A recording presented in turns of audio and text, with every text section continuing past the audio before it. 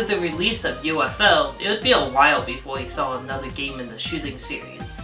In fact, there were 3 Tangent games made during this time period.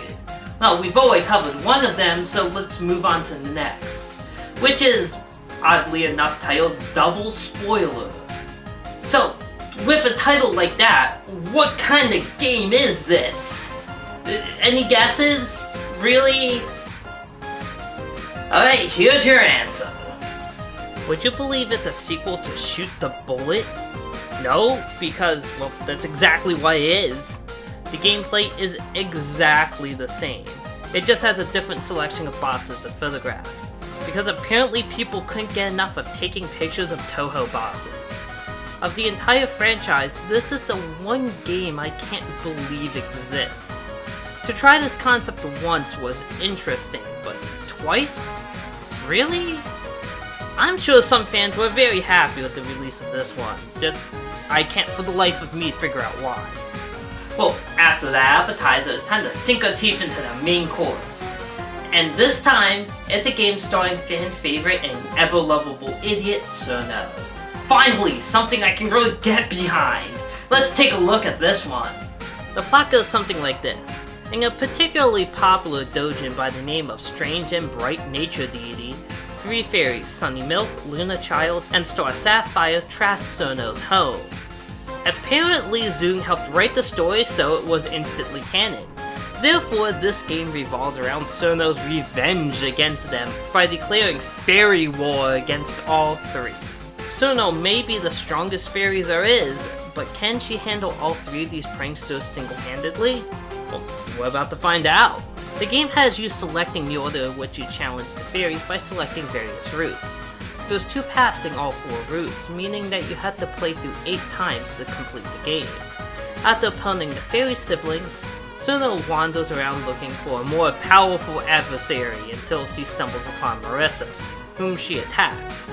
After a long, hard-fought battle, Cirno surprises Marissa with the extent of her powers and is actually able to defeat the witch somehow, earning the lovable idiot some small speck of respect in the eyes of the residents of Gensokyo, and leading to no end of teasing about how Marissa actually lost to a fairy undoubtedly.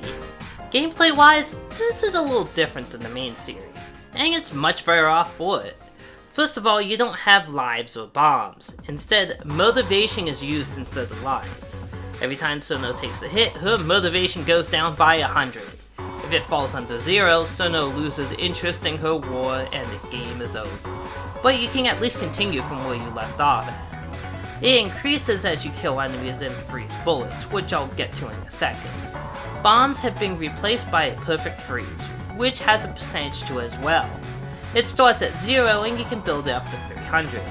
It also builds as you freeze bullets.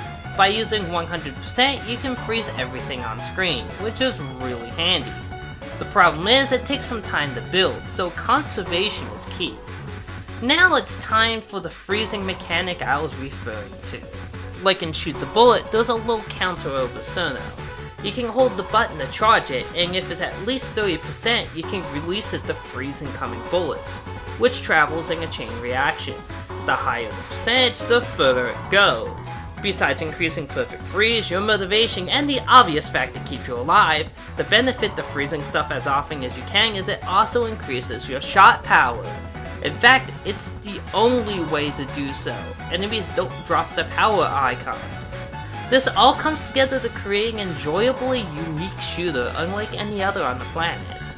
Besides the unique gameplay, the graphics show a significant improvement over even Double Spoiler, with Zune springing for an actual artist for the character portraits for once. The entire game feels a lot more polished looking than the others in the franchise because of it.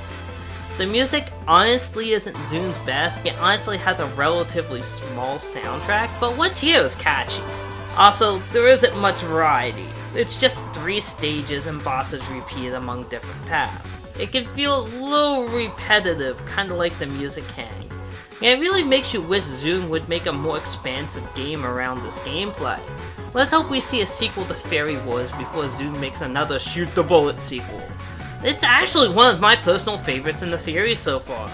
Next time, we get back to the main series with 10 Desires, as well as looking at the most recent fighting game.